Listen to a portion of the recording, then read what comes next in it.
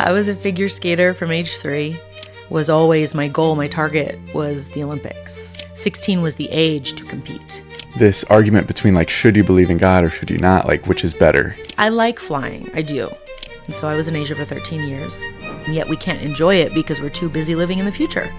What was that like when your stepfather committed suicide?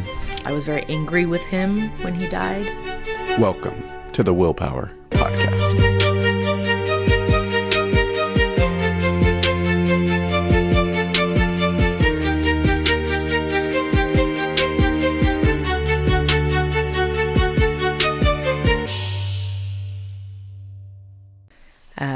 One of my mentors and business partners, he always likes to reference George Box, who's a mathematician. And his quote is, "All models are wrong, some are useful." And so all of these models that we get exposed to, all of these thought patterns, all of these formulas, if you will, not any one is the one, right? And so they can both be right in the right context. Mm-hmm.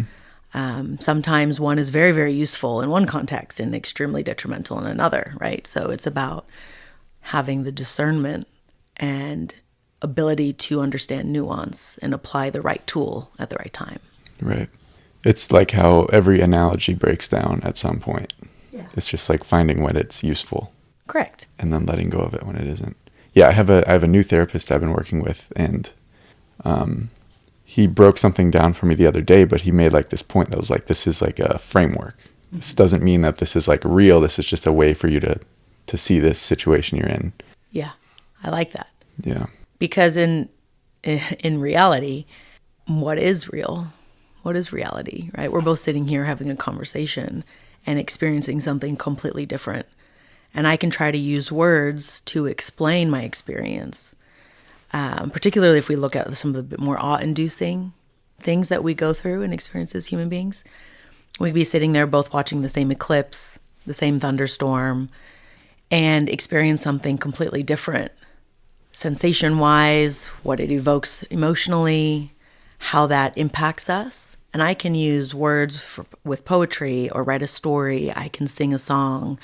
I can move to try to demonstrate to you what my experience is. And you will never fully understand what my experience is, and I will never fully understand yours. And that's okay. But it's really fun to kind of dive into the granularity of experience.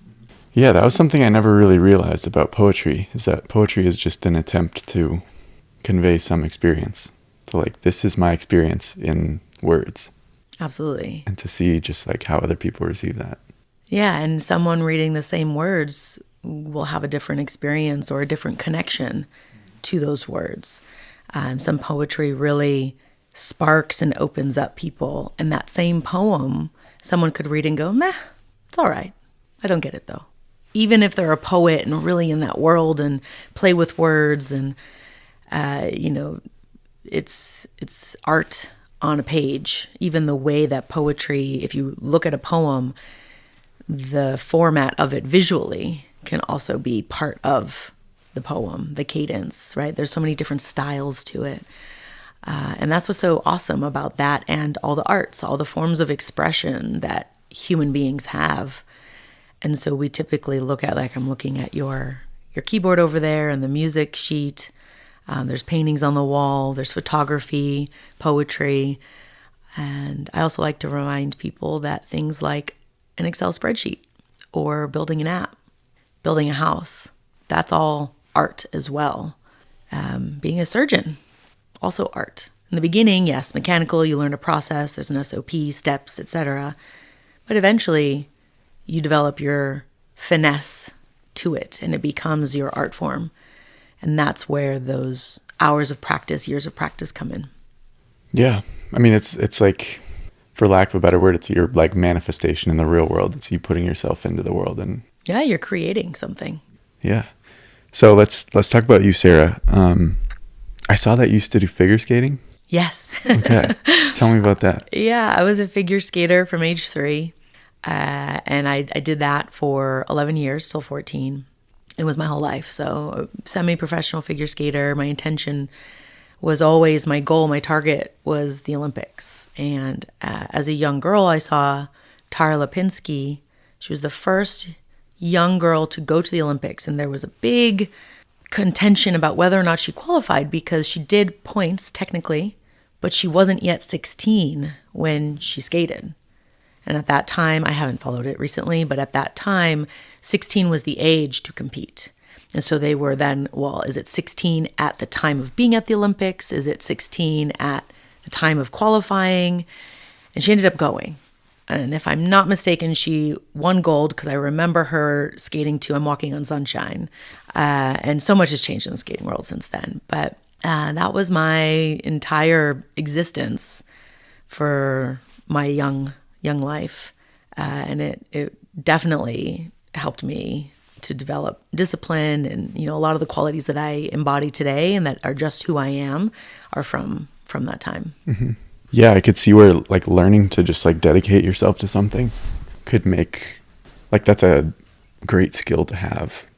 Absolutely. Particularly, the aspect behind, I don't want to do this right now. I don't feel like it. It's hard. Do I have to? Again, right? All of these things that we have come up that give us resistance. But to be tied back to that bigger, well, I want to be in the ice show.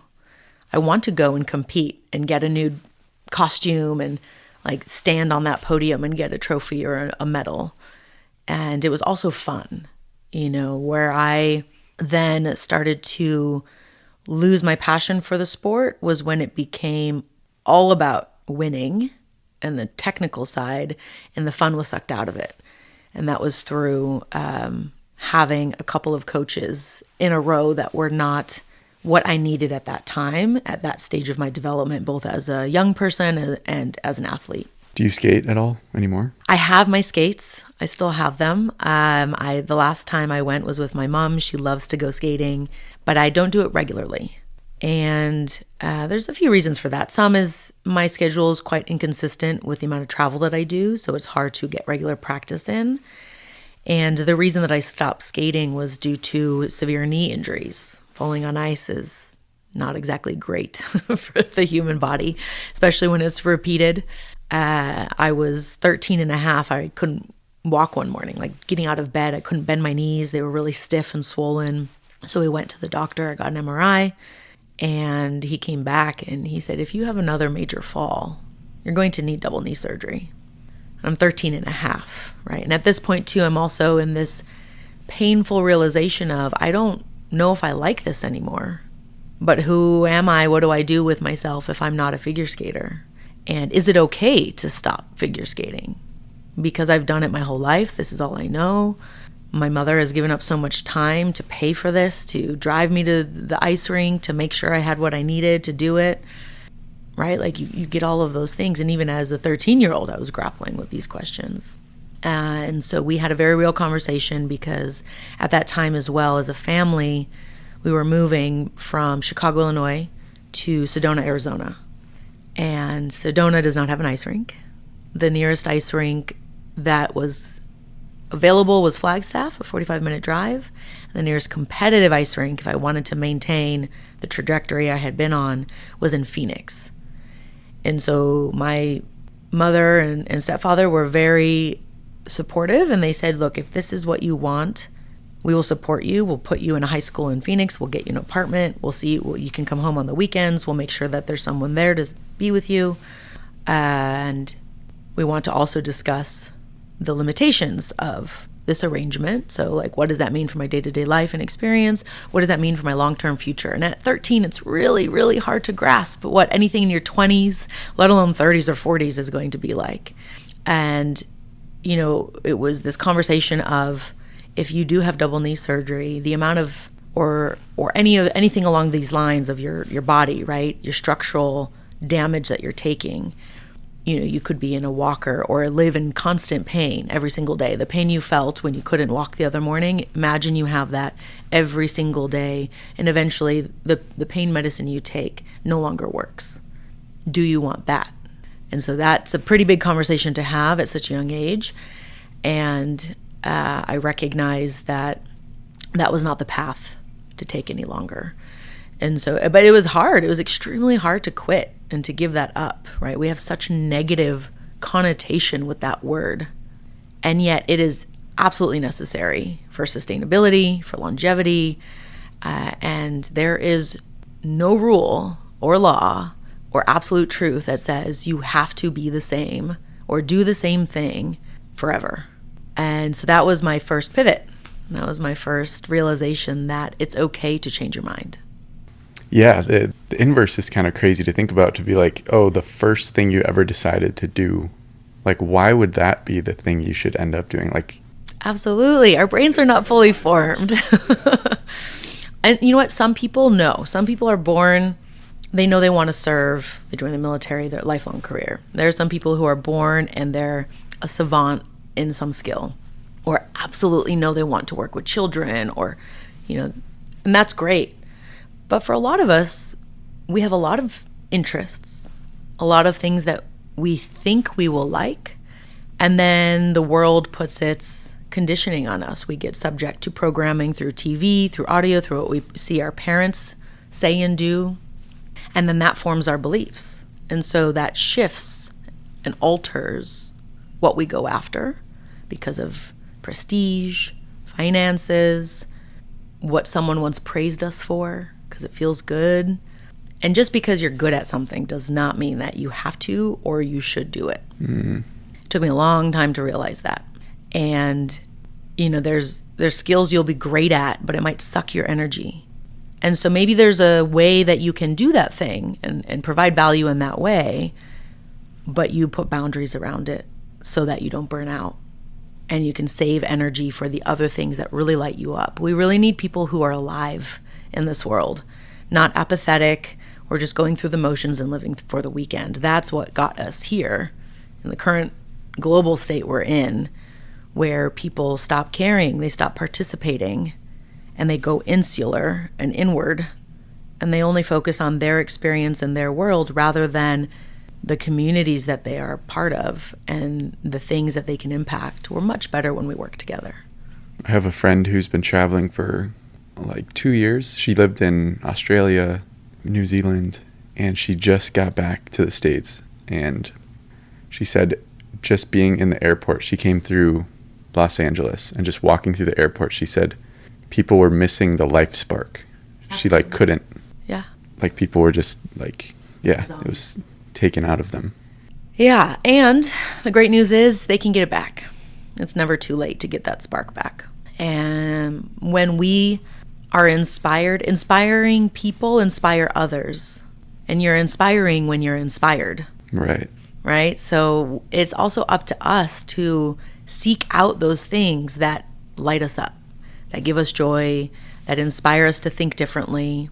My partner actually recently, we were talking about growth and the different paths of how we get knowledge and try new things and experience different worlds. Some of that is through travel. Some of that is through exposure to topics you don't normally listen to, or that you don't even necessarily know if you like, or you think you don't like. And sometimes it's actively going into an environment where you don't believe what they talk about. You don't subscribe to that ethos. And you go in with an open mind and an open heart, seeking only to understand and be curious about another's world, another's perspective. And it doesn't mean that you're going to adopt those, and who knows, maybe you will. Maybe you'll learn something and you go, whoa, I didn't realize that's what this was all about. And you then can follow whatever trail you desire. But by doing that, it's the same as traveling. You're intentionally putting yourself into an environment that is so wildly different than your own, that everything is novel, every experience is really going to have a stickiness factor when it comes to your memory, and it will spark different things for you. And the way to changing your beliefs is through action, not your mind. So you have to go and experience something. Yeah, I like that action thing. There was I maybe mentioned this before on the podcast, but there was a podcast I was listening to, and they were talking about this argument between like, should you believe in God or should you not? Like, which is better? And whenever I've heard this argument in the past, I've been like, that's great to like talk about. Believing in God gives you all these things. Not believing in God does whatever else. But I don't have the choice. Like I can't just pick. But then in this podcast, one of the guys was like, you can't exactly decide to believe in God, but you could start going to church and hang out with a group of people who do believe in God. And likely in a few years, you probably will develop some kind of belief. And this isn't me saying that you should do that or that this is like the right way forward, but it's an interesting thought. That's like, you can decide your beliefs if you just put yourself in the places. Yeah. It's really tied into how our brains are plastic, how we can change the literal structure of our brains through the experiences that we have. And it's that, we hear this quote all the time, you're the sum of the 5 people you spend the most time with. Mm-hmm. If you are spending time with people who believe in anything, more than likely, with time, you will also start to believe in those things if you continue to choose to hang out with them. Right? So it is a choice. And it's a choice of, where am I going to put myself? What am I going to be influenced by? If you think about it, it's called a radio program, a TV program. You're listening to something that's programming you. When you listen to a song, there's a chorus. It's repetitive, right? There's all of these things that are around us that we willingly listen to. So a lot of times, like, I'll just use the classic example, like, CrossFit's a cult, or whatever, Joe Rogan, like anything that people go in, they're like, and they have this whole view of it. Well, you can't have culture without the word cult. And it's a group of people who believe in the same thing, who get really excited about it. And some people go off the deep end, they become like an evangelical about it, and nobody likes the pushiness. And yet we can also just be open to, like, why are you so excited about this? Like, tell me more. I wish I was excited about something to that degree where I just felt like everybody could benefit from it. Like, help me understand. Because now you're satisfying, you're not making them wrong, because they're not wrong. They just like something really intensely, and they're wanting to share it with you for a reason. And it's also, who knows, you might learn something. You might get the spark that you need to go and find your own thing. I mean, if you're a scuba diver and you meet other scuba divers, all of a sudden you're talking about scuba diving. If you're a marathon runner, if you're, a Daily Stoic Ryan Holiday fan, if you're a bookworm, you're a foodie, any of these things, as soon as you find out someone else is interested in that, right, you light up and you get really, really excited, and you start talking a language that other people around you are like, oh God, like, okay, great. I was just at dinner with my best friend and his wife and my partner, and my best friend and I are total nerds, and we like anime, we like Renaissance fairs, like and we may not traditionally present as someone who likes those things, but we absolutely love them. And his wife was like, great, you 3 can go to that fair and I will go do something else. And we're like, got it, heard. But she's like, wonderful. Like, I don't have to pretend to like something, because I'm not going to do a great job at pretending. She's not very good at pretending.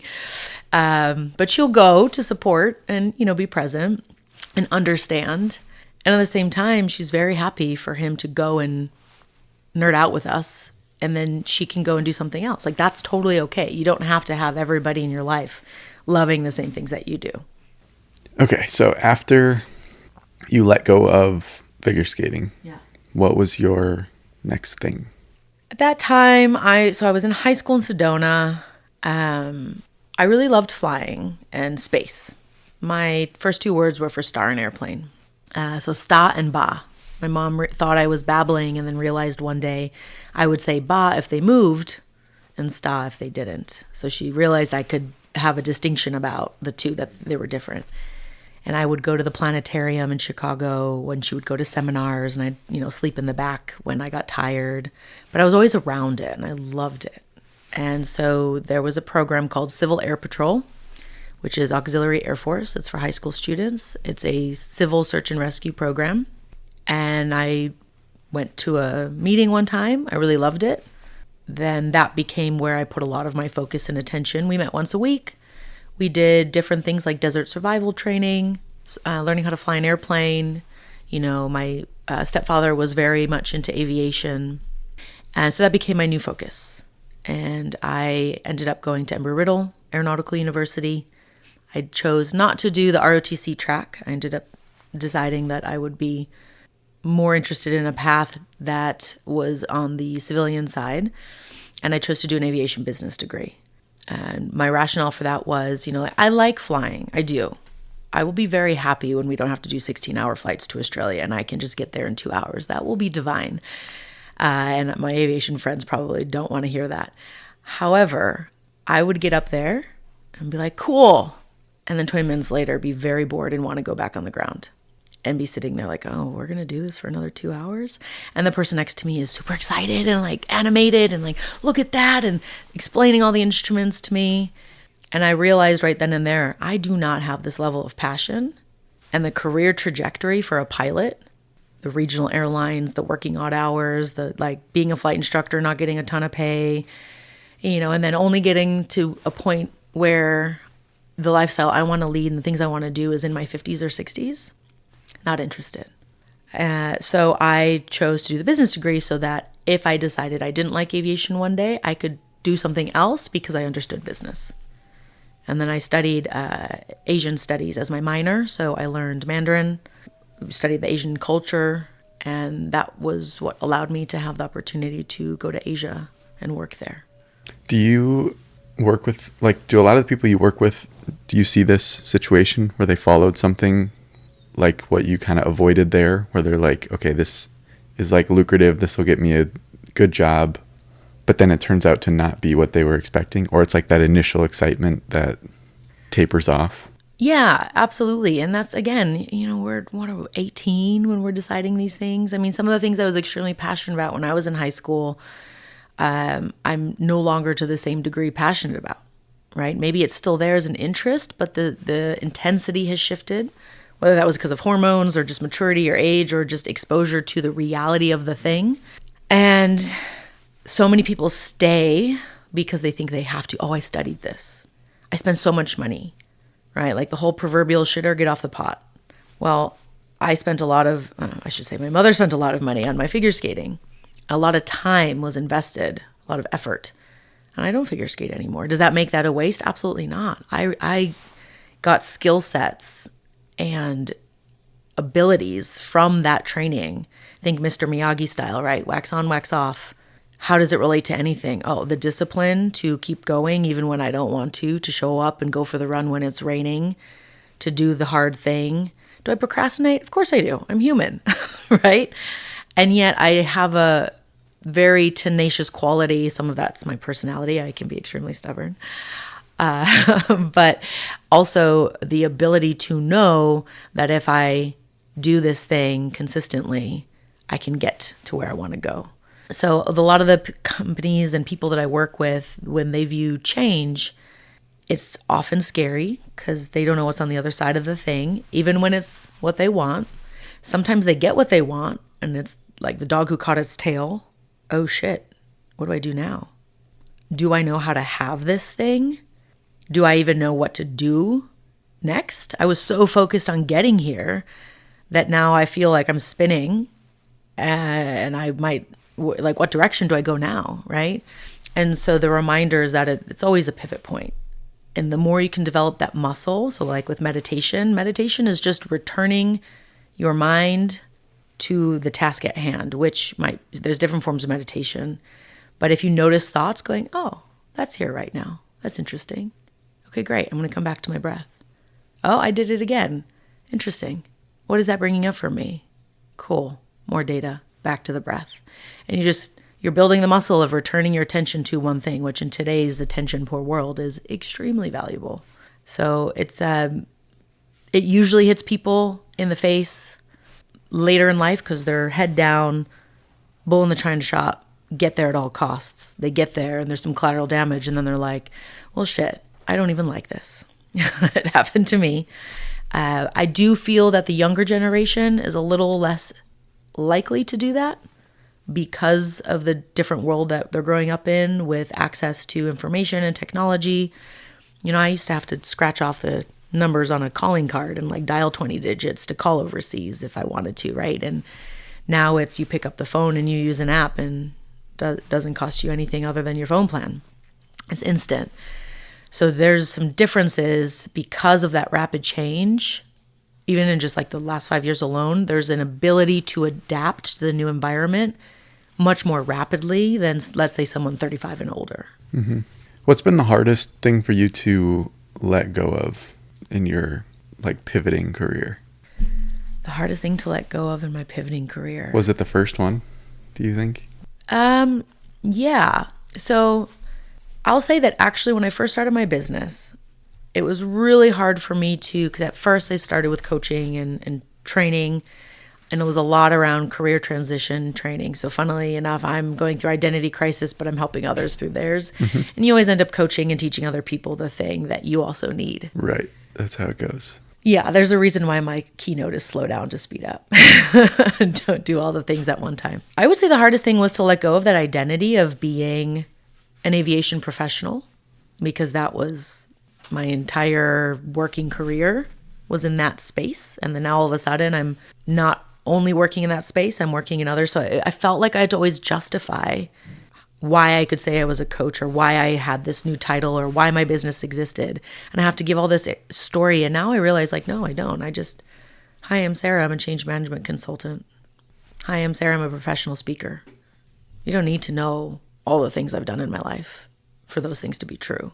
And if you're curious, you'll ask me more questions. Usually the Sarah the Pivoter gets the most questions, like, where did that come from?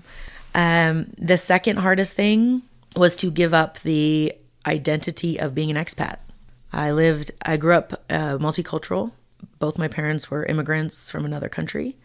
I grew up mostly with my mother's side of the family. I didn't meet my biological father until much later in life. But that gave me a different perspective than a lot of my peers already.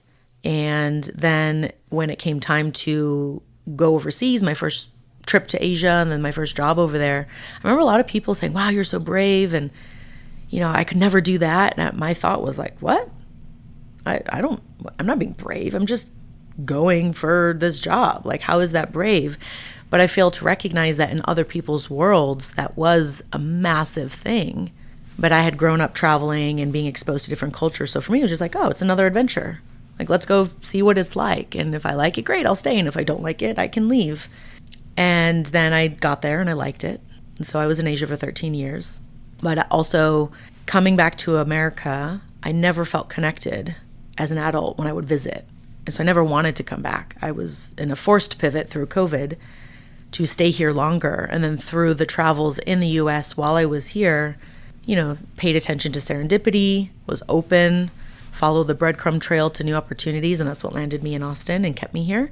But I will have to say Austin was the first city that captured my heart and my attention, where it felt good to stay.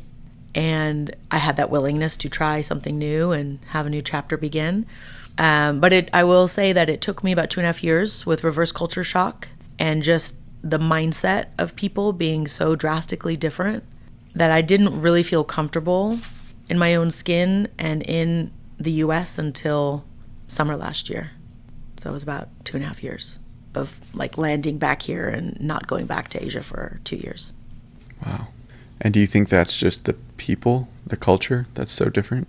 There's a variety of factors. Some of it is, I felt like I was 17 again, learning how the world worked, re-navigating the medical system, which, by the way, is absolute shite in America. In Hong Kong, I could go to any public hospital, spend the equivalent of $12 US, be admitted, get treated for whatever I needed, and my costs would be minimal. My tax rate was, there was a ladder. It was like this amount is taxed at 15%, and then this amount at 16, and this amount at 17, or a flat fee, and they took the lower of the two. They also took your taxes at the end of the year, so you could use that money for investment or something else. And if you took out a tax loan, it was 1% on the amount, up to 10 times your salary. So if anyone knows anything about investing and leverage, that right there is a completely different system of how you manage your money. Mm-hmm. And then I come back here, and I had to relearn how to market to an American mindset. I still, to this day, use Celsius in kilometers. And I still use an S instead of a Z. I say Z instead of Z. I'll be like, where's the bin at Starbucks? And people give me this quizzical look like, what? And I'm like, trash can, that. Where do I throw this away? Because it's ingrained in me. I was there for 13 years. It was my life. I no longer have the accent. When I first got back, people would ask where I was from, which I thought was hilarious. But I just listened to a video last night as I was cleaning up some files. And I was like, wow, I do sound different. And so it's wild to then now look at yourself, right? We have the ability to do that and experience ourselves in such a different way. So yeah, I think some of it was the people. I do have to say Austin was the first place that I had been where when I said that I lived in Hong Kong, they didn't go, oh, in Japan? I was like, no, not in Japan. Close, but no cigar. And so, Austin has a very international community. It's also a melting pot of like spirituality and business and tech and going outside. And, there's everything here. And everyone just coexists and lets each other be. Whereas in LA, if you're not spiritual, oh my God, like you eat meat, you don't meditate. Or in New York, it's like, you're wasting my time. Why are you talking to me? What? No, don't ever say that again. And then just like such vastly different cultures within our own country. And this was the first place where I felt like, 'cause I'm such a chameleon, that I belonged and I could kind of intermingle with different groups and then also have a community where there were people like me. My good girlfriend, Samantha, likes to call them woo pros.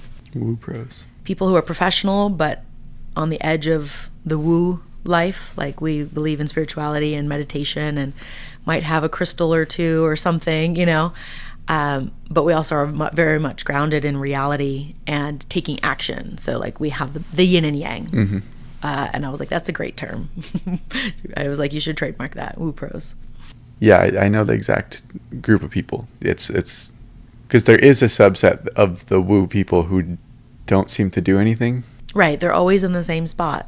Mm-hmm. Or the same space, always working towards the next idea, but nothing comes to fruition because the actions are not being taken. Mm. And manifestation requires action, right? The only thing manifestation is that you've put your attention on something and you're now taking the actions that lead you towards that thing. It becomes your North Star. Otherwise we'd all have $1 million and a six-pack, right? Fortunately, that's not how it works. Yeah, that word has been co-opted. Like it has such a strong meaning, but yeah, I wish it could be used. Like I feel like anytime you say that now, it's hard. Like you have to explain it or like give like a asterisk. This is what I actually mean by that. Create your own reality. It really is deciding you're going to do something and then going out and doing it or talking about it. A lot of people have asked, like, how did you get to where you are? I talked about what I wanted, not just what I don't want. Because again, if you put your attention on what you don't want, guess what? You're going to get a whole lot of what you don't want because you're going to be noticing that those things exist. Mm-hmm. If you start putting your attention on what you do want and what is going well, you're tuning into a different radio station and you will begin to notice, hey, this is actually happening. Like, wow, I only dreamt of this last year and it has happened. Something I like to share with people. There's a really great book out there called The Magic. It is related to The Secret. Okay. I never connected to The Secret because of that reason with this word manifestation. And I was like, no, I don't know. It's like, there's a movie and all these people talk about it. Nothing's happening. A lot of people, again, they get it wrong. They get the basic principle wrong. The Magic is all about gratitude. And it introduces different gratitude practices and has you for a period of time doing something every day. There's 3 practices that you do for the entire time, and then each day you get like a new one and you try it out and just see what, it's data collection. So I was like, great, science experiment time. I'm going to see what this is all about. And there was something extremely profound about waking up, and the first thing you do is you sit down and you write 10 things you are grateful for without repeating before your day has even started. Because that forces you to really dig deep and to also understand that you are not a victim to your circumstances, and your happiness and your gratitude is not dependent upon the things that happen in your day. It can exist already right now. And all of a sudden, you're also now noticing when things are going well and when you're having the experience of, hey, in this moment, this is pretty damn cool. But so many of us are disconnected. We're at the place that we wanted to be for so long, and yet we can't enjoy it because we're too busy living in the future. We're too busy worrying about what our phones say and who's messaging me and who liked my story and, oh my God, did they reply to my contract proposal? Instead of realizing that in this moment, you're having an opportunity to have that deep connection with your partner that you've been craving, or you live in the house that you 2 years ago thought was impossible to obtain. right? And so it was very powerful for me to get really present to that. And that shifted a lot of things for me. So I wrote down in one of the exercises 10 things that I'm grateful for that have already occurred, right? It's the whole, today's June 5th, 2025. So I'm going to write down June 5th, 2026, 10 things I'm grateful for that have occurred. I'm saying that they already happened and I'm grateful for them. So I did that exercise in 2023 in March. I wrote down 10 things. I find this journal in the late summer of 2024. Totally forgot I did the exercise. Was flipping through the journal and I land on the page. I had a paper clip in it. I was like, oh, and you just flipped open right to it. I look at it. 7 of the 10 things had occurred and none of them were on a daily vision board. 3 of them I thought were brand new ideas in the last 45 days. And I was like, what? I already thought of this before? This literally just came to me 2 months ago, right? And I was like, that is wild. Now imagine that I had done that exercise and I did put it somewhere where I could see it. And every day I was like, I'm grateful this happened. And I'm calibrating myself for anything related to that topic to be, when it's there, to notice it, right? All this luck that people talk about is where preparation meets opportunity. I'm prepared to notice anything related to space. So when space pops up in my field, I'm going to pay attention. I'm going to engage. That's action. That's going to lead me to this thing being possible, right? If you would have asked me 3 years ago if I would be a well-known name and speaker in the space industry, I would have been like, how is that even possible? No. Me? Like, Now that's the reality. All because I had one conversation with one person about space, was lit up, was super excited. He introduced me to someone else, and then I just started following the breadcrumbs, and then the domino effect happened. That's how it works. That is the manifestation, because you're taking action. You're putting your attention onto like what's happening. No different to a parent who's very attuned to their child, or a dog parent who's like, oh, those ears, that means this, right? I know they're thinking this or they're about to do that. It's really quiet. What are they doing? Right? Anyone with children knows that if it's quiet, there's something that they're up to. Yeah, it's that cognitive bias. Like just having something that you are looking out for means that you are more likely to notice it and to take the opportunities when they present themselves. Have you heard of the reticular activating system, the RAS? I've heard of it. You're going to have to... Yeah, so, well, and also for the listeners, it's this thing in our brain that when you give it a cue or a signal, when you focus on something, it creates an open loop, and it's like all of a sudden you notice it. So you buy a red sports car, all of a sudden you're like, wow, look at all these red sports cars on the road. You buy a Jeep, oh my God, Jeep culture, right? Look at all these people that have Jeeps. They always had a Jeep. You just didn't have one, so you weren't attuned to it. Women who get pregnant for the first time, like, wow, look at all these pregnant women. They were there the whole time. You just didn't notice them, right? So when we then put our attention on something, we will notice it. If you start putting your attention on, hey, I'm going to find 10 things to be grateful for. Usually you're recounting your previous day. It might be something like, I feel really, really refreshed. My mindset is good. I slept well. Like those things you can also repeat, but it's also encouraging you to dig deeper than that. Like something that might have occurred 6 months ago that you totally forgot about, and that can come up, right? And especially when you run out of things in recent, you just kind of start going back further and you're like, wait a second, that one conversation that I had, that sparked all these other things. I'm grateful for that. And then that might even inspire you to call that person and reconnect. Again, more action. But when you put your attention onto it, then all of a sudden, it's kind of like an algorithm, but the analog one. Nobody's programming to push you all the content for what you double tapped and liked on your social media. But you're telling the algorithm of the world, hey, this is important to me. Mm-hmm. And now all of a sudden, you're seeing more of that. Yeah. I like that analogy. I just came up with that. You'll have to take hold of that. Yeah, let's talk about writing. So you talked about poetry earlier. Mm-hmm. How did you get into writing and poetry? I started writing, I was in high school. My teacher, Mrs. Goldsmith in Sedona, Red Rock High, she had a lot of different exercises that we wrote poetry. We read poetry. We wrote it. I remember also in 7th grade, I really loved Robert Frost.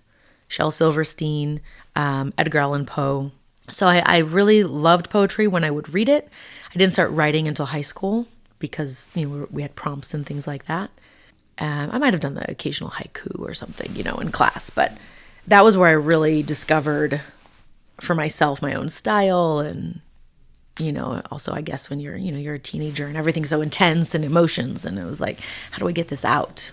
I didn't have a model for expressing emotions very well in my upbringing. So this was an avenue for me. And I then stopped for many years because didn't have time, wasn't inspired, and I felt like it was a waste of time because I had to be a business person and be professional, and like, how could they see me as serious if I write poetry, right? I have to be like executive, which is absolutely false. Don't ever believe that for anyone who's listening. And then I started writing again during COVID because I all of a sudden had a lot more free time. I was made redundant in March of 2021. We had COVID happen in January of 2020 in Asia. So actually it was March of 2020. May 2020 was my end of the role. Everything shut down in Asia. We got hit first, and we could see that this was not happening. And at that time, I worked for a company where we sold services to jets that flew, like catering, ground services, overflight permits. So if jets are not flying, there's nothing to sell. So the company really had to contract. But I saw the writing on the walls, and I started making plans for doing something different. And everyone around me was like, what are you talking about, Sarah? That's never going to happen. And lo and behold, it did. So that's where Pivot Point came from. But all of a sudden I had this time, and I was alone with my thoughts and nothing to fill it with. And so I started writing again. I'd be out on a hike, I'd get inspired, I'd pull up my phone and write something, or if I was at home. And then in 2022, I met Dr. Cyan Proctor. She was on Inspiration 4, which is Isaacman, the first all-civilian mission to space.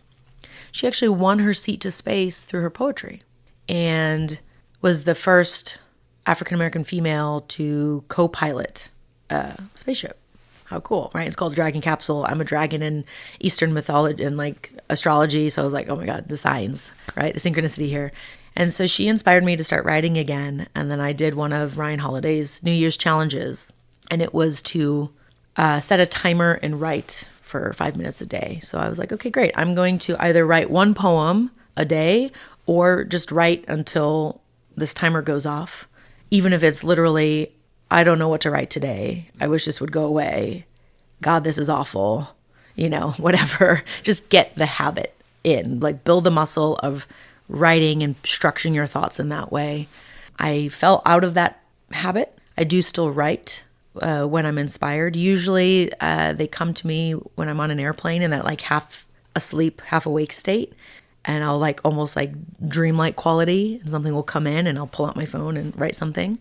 And I actually just pulled out a few of my journals before I came here this morning to put them next to my computer with the intention of we're going to write today. Mm-hmm. Yeah, writing that's a good practice. I think I do something kind of similar to the 5 minute, where I have like a notebook that I just write, and the rule is like you got to write 1 page every day. And it's kind of like what you're saying. Like some days I'm like, what am I doing? What is there going on today? But yeah, it's just a good practice to get used to. For me, it's like taking away the filter and just letting my hand go. Yeah. And then, like you said, structuring my thoughts into a way that actually goes on paper. Right. It's also very powerful to go back and reread what you wrote. So my practice is that when I finish a journal, I then start a new one. When I'm halfway through that one, I'll go back and start rereading the other one like a book.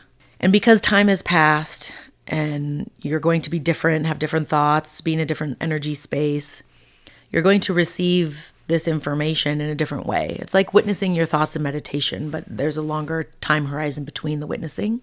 And it is very interesting to observe and go, yeah, wow, I did not realize at that time how scattered I was, or how at that time I was so content, whatever it may be. It's not good or bad. It's just that's what it was. And it'll also help you reconcile a few things, maybe be reminded of something that occurred that you forgot that goes, oh yeah, actually, hey, you know what? I'm going to go reach out to that person. Or like, wow, I've come a long way. That's no longer such a stressor for me. It hasn't appeared for 6 months after it was my whole life for 4, right? Because we often don't celebrate those things. We just stop noticing that it exists. And so it's really powerful. Another thing that I do with those journals is that I then, after I reread it, I will go and have a ceremony where I burn the journal. And you're literally transforming the paper. I created something by writing it on the paper, right? That's creation. And now I am transforming it. You can't destroy this thing, right? You're just changing the energy of it. It's still matter, right? It still exists. So I'm transforming what I wrote. The energy of what I wrote is now being transformed because it's going from paper form to ash. And so it's very symbolic of like rising from the ashes. You now have a clean slate, and none of that matters anymore. We can let it go. And so it's a really powerful practice. I learned it from a therapist when my stepfather committed suicide. I wrote a letter to him. We reread it together. We dissected it, dove into it. And then I wrote a new letter with a new energy and understanding. And then I shredded the paper. So if you don't have like a fire pit or anything like that, or you're not camping to throw it into the fire, you can shred it. But it's a great way to like just release that which was and have this space, this empty space to create from. And that's way more powerful than having all of these other stories and things in the way. What was that like when your stepfather committed suicide? Yeah. And, I just recently reread something that actually a better phrasing is to say died from suicide rather than saying committing. Because I like I like the phrasing too. It's a better energy. And, at that time, if I think about it, so it would have been 18 years ago or 18 or 19 years ago. And I went into shock. I was numb. I basically shut down, and I was numb for a very long time. There's a lot of disbelief that comes in. We were going through a pretty tumultuous time as a family. It was very stressful. I was very angry with him when he died. And so now all of a sudden, though, I'm in this situation of I didn't answer him when he called me. And then 2 days later, he's gone. I don't know what he wanted to say. Is it because I didn't answer that he pushed over the edge, right? Did I contribute to that? So there's a lot of survivor's guilt that comes into play. And at that time, mental health tools back then were not what they are now. It was also not really socially acceptable to talk about it. There's a bit of a shame that comes with, like, why didn't we know? How could we have helped? Were we the problem? All of that stuff, right? And that shut me down for a long time, which is also part of why I didn't write poetry or feel very connected, because I just couldn't be. I was very, very numb. I was a workaholic to escape emotions. I literally moved to Asia to get away from family, to not have to confront difficult things. I drank a lot, partied a lot, and then would dive into work the following week. And I didn't realize that I was still in my coping and complex PTSD until I came back and was around my mom, read When the Body Keeps the Score, and had some realizations of like these patterns that were deeply there. There was a breaking point, and then a decision to like keep everyone this far away so that I would never get hurt again. And what changed? When did you make the decision to let people back in? That decision came after my divorce. I got married in 2018, separated a year later, final paperwork done in summer of 2020.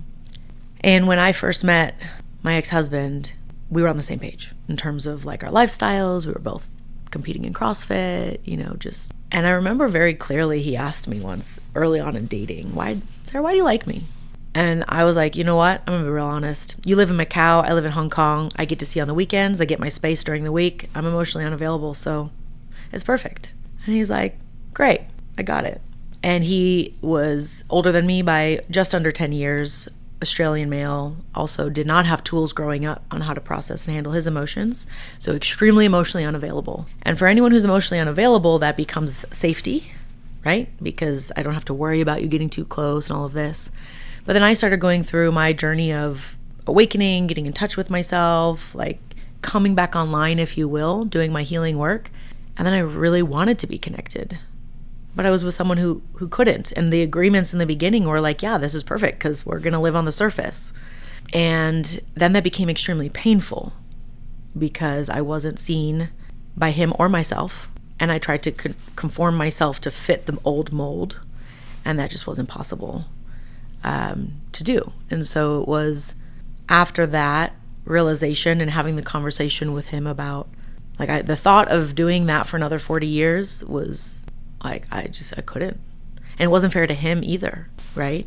And we were just on different paths. You know, he's an excellent human, great person. He had his own work to do.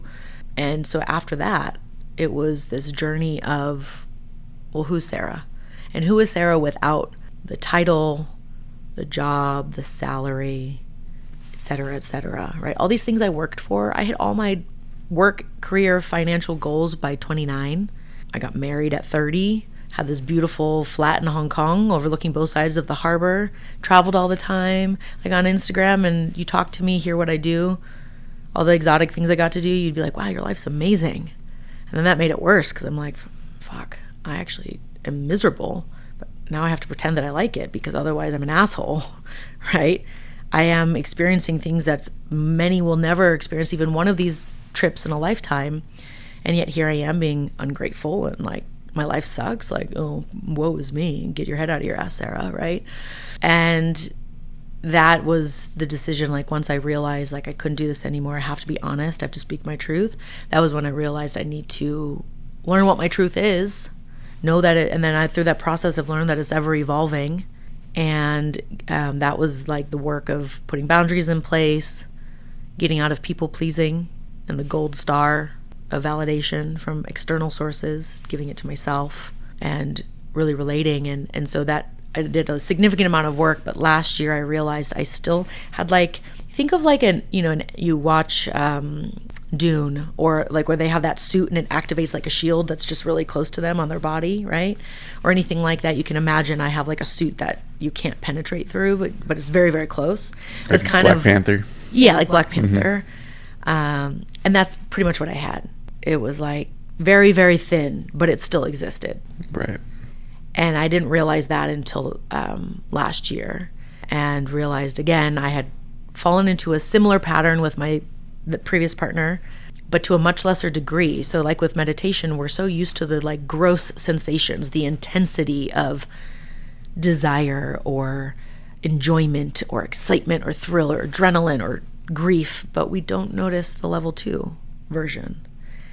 And so it's like inflammation. You know when you've had a reaction to something because you're allergic to it. But when it's a small thing, like sugar, and it's not until you cut it out for 30 days that you realize just how much that was impacting you, that's where I found myself. And I realized I had again slowly started to give away bits of myself to conform for safety, to like be, because this felt safe. Mm-hmm. I didn't have to go deeper. And yet I craved going deeper.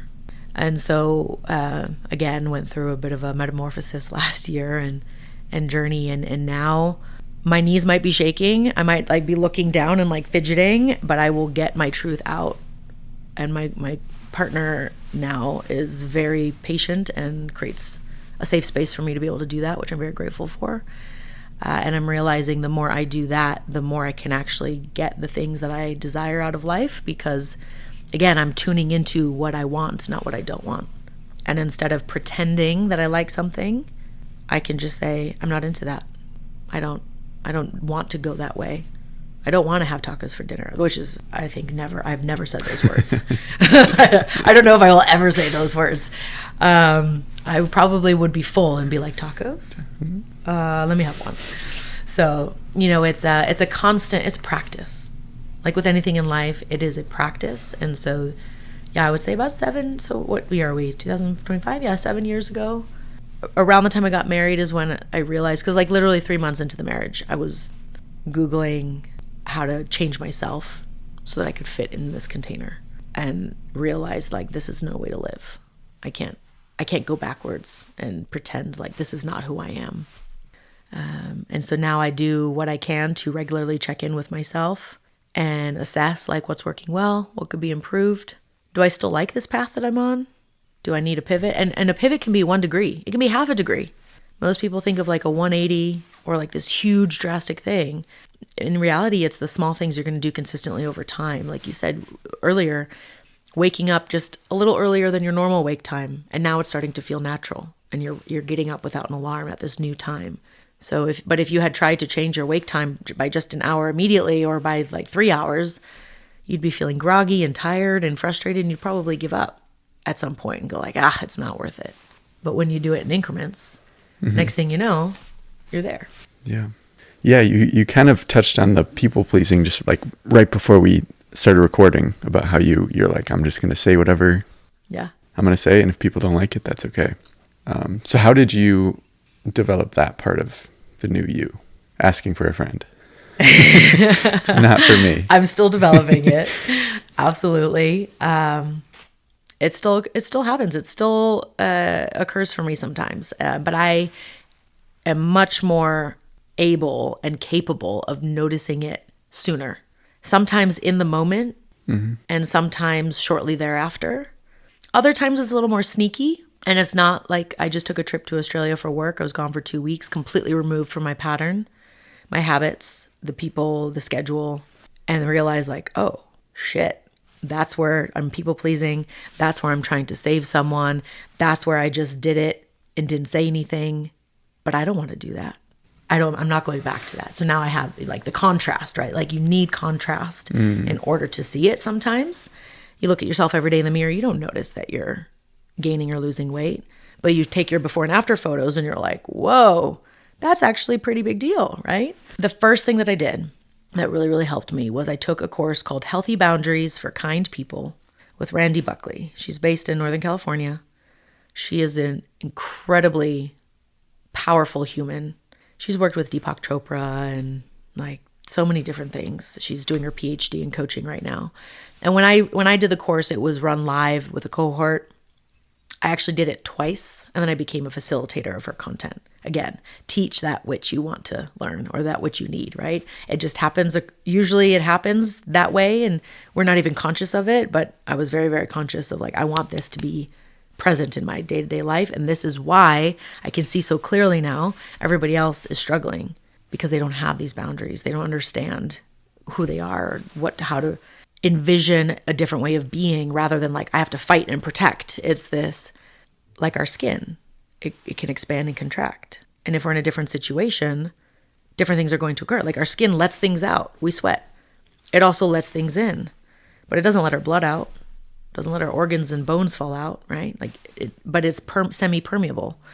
So just reorienting like how I viewed boundaries was so great. Now she actually has an evergreen course that you can take, and even for like very low cost, 52 weeks of healthy boundaries, where every week you're going to get an email with a little micro lesson just to keep. So I signed up for that. Like, yeah, I've already done the work a lot, and it's still beneficial to go back and remember the basics and keep that foundation really, really strong.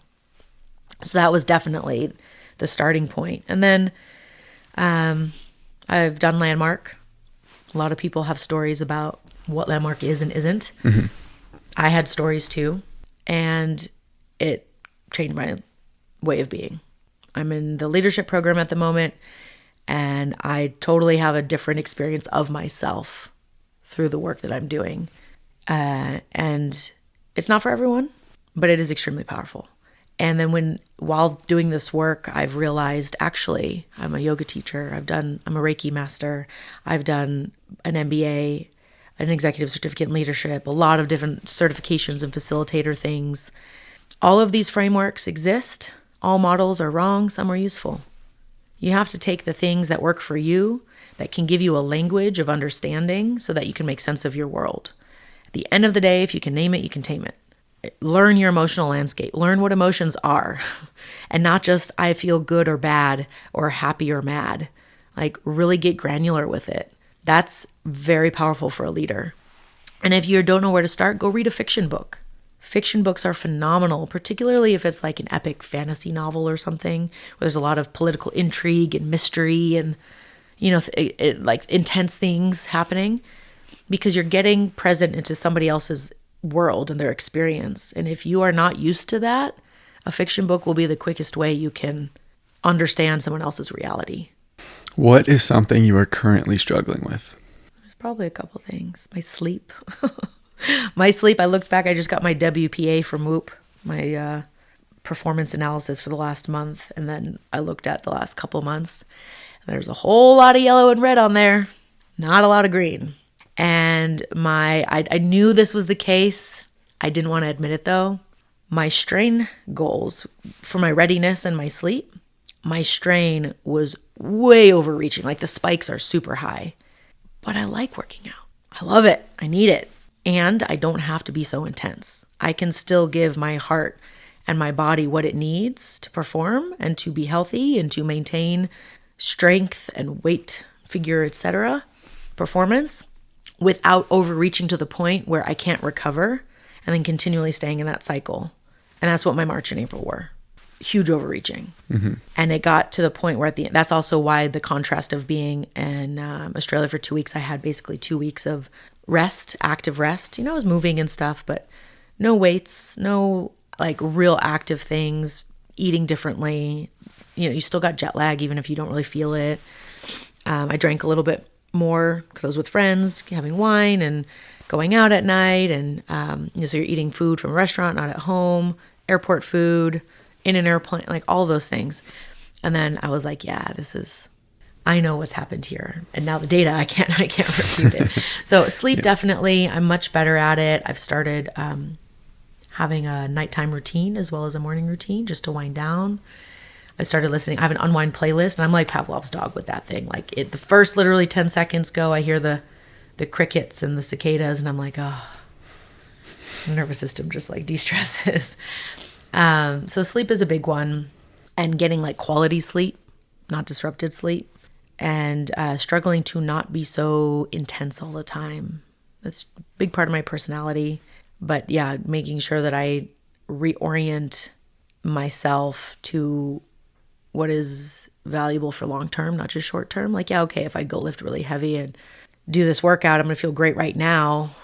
But at the end of the week, am I going to feel good because I haven't recovered? Right? So making sure that I'm listening to my body signals and getting really present. And so tied in with that is like really reactivating my meditation practice. That's something that I let slip, and I know it changes the game for everything. And so bringing that back in just with little 15-minute meditations right now. That's combined with some IFS work. I'm doing Corey Muscara's 21-day habit addiction craving mini course. I'm getting a little bit of the learning in, a little bit of going back to basics with some of the things I already know, getting exposed to some new models, and tying that in with internal family systems work and then a meditation to become really aware of what's happening in my body and like being with it instead of trying to run away from it by going in and having another piece of chocolate or like procrastinating on scrolling. Sometimes I convince myself that LinkedIn scrolling is not as bad as Instagram scrolling. Right. Yeah, whatever, Sarah. Okay. I'm really good at convincing myself of things sometimes. As all humans are, right? We can find a justification for anything. But I would say those things are what I'm currently struggling with. It sounds like just dialing in a few things. Yeah. That's really. Yeah. There's a little static. Those are skill sets that I have, but there's a little static right now. So just dialing in to get that clear radio station coming through. And, I'm aware of it. I'm looking at the data and finding like what will have the most impact, and starting to track in my Whoop again the behaviors from the previous day and what I'm doing to really, again, dial in, get specific. And that's all you can do. And then it's just another experiment. Like, okay, let's try this for now. Maybe my habit and routine that I set up at a certain point in time is no longer valuable because I'm in a different season of life, business, relationship, whatever, just literally a different season outside. There's more daylight hours, right? So all of that is going to contribute to my experience. And so again, understanding like the pivots can and should occur regularly, because if you're staying tuned in enough, your fingers on the pulse, you can dial in really specific. But if you're like, this is the routine I set on January 1, I'm going to do it all year long, and you don't pay attention to if it's actually working or not for you, then, what are you doing? It's a waste of time. Right. And then, there's so many hacks and things that we can do. Next thing you know, your morning cycle is 2 hours long, and you're doing all the things, and it's like, when are you going to actually live your life? When does the action come? Yeah, those they're all great, but very often it's Go back to basics. Get good sleep, eat good food, move your body. What does your dream life look like? I always find this question a little hard because one part of it is I feel like I'm already living it and I know there's more. Two, what I dream up now may not be what I think it is when I get there. And three, I'm a big believer of like living the dream that you see step by step. Like, who do you have to be in order to have those things? What actions do you take? But we have it the wrong way around. We are like, oh, I got to do this so I can get this and have it, and then I'll be successful. Well, what does a successful person do? Who are they being? Well, they're being well-nourished and resourced. Okay, so they're sleeping. They're more able to notice all the signs and synchronicities of things that are occurring. They're they're being straight. They're not talking around things. You know, they're compassionate and kind. So if you don't agree with me, it's okay. There's nothing wrong. Curiosity. So I'm being different. And then when I'm being the things that dream life has, then it's more likely to occur, right? So my dream life, though, where I'm at, I really love the fact that I can create my own schedule. I get to spend time with my Doberman when I'm home. She's awesome. You know, I have an amazing partner who helps me be those things and like be better in my communication and my understanding of self, who never makes me wrong when we have conversations and also leads with curiosity, which I was very good at work, not very good at in personal relationships, particularly romantic. I would always like knee-jerk react if they didn't agree with me. I'm not safe. How do I protect myself? How do I defend my belief? Like, oh my God, if I tell them the truth, they might not like me anymore, right? And so I'm now experiencing a different way of being, and it's very powerful. And I would also like to reduce the amount of traveling. So I'm looking at doing more narration for like documentaries, audibles, being, you know, the voice rather than on stage. Not that I don't want to do that anymore. I would just like it to be less. Like in an ideal world, maybe I'm gone for 10 days and the other 20 days I'm home. And I can lump the travel and the work together so that I'm not constantly in and out. Mm-hmm. It does get very tiring and very old to be on an airplane every week multiple times and living out of a suitcase and, you know, missing events with your friends. You know, I love community. I desire being around them more and being very intentional with that. Also having land.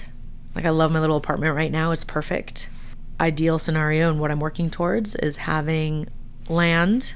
My partner and I have talked about this. We have the same vision, which is wonderful. And on this land, we have like tiny homes everywhere. You know, my idea is like, okay, here's like our living space, our bedroom, and then there's like my art studio and library and podcast recording, and then over there is your workshop and tinkering, and over here's like a communal kitchen, and you know, we have other people that live on this land with us. We just stayed with friends in Australia down in Melbourne, like a little outside of the city, and that's how they live. And just like literally just go over there with your cup of coffee, have a morning chat, go back to your day.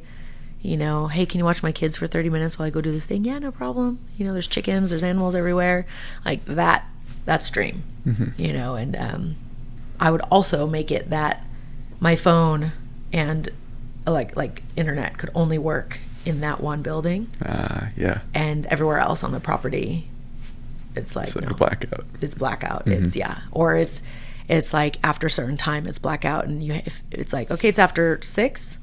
Now I have to go over there, and you know, like it's a process. So it's more of an issue, if you will, and I can set the parameters for success to be off, and then, you know, people know that as well. Like nothing I am doing is that urgent. Right. I'm no longer dispatching aircraft that fly 24/7.